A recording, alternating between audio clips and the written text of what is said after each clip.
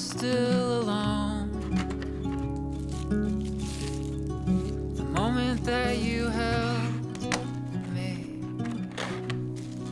'cause I couldn't let go of who I thought I was. I guess that's how things go. It's yours and then it's history. When I was feeling ready, it ended just because.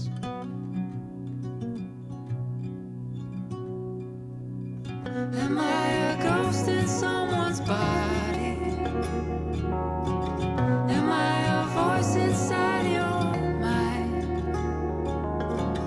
And if I'm haunting you, I'm sorry. I haunt myself sometimes.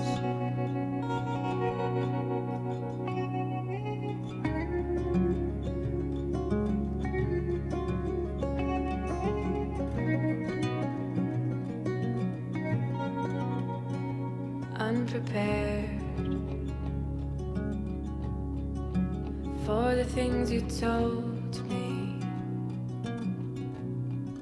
I hope I didn't scare you. Buried in my thoughts, I hope you know how much I think I need you. So I write another poem and hope that that's enough.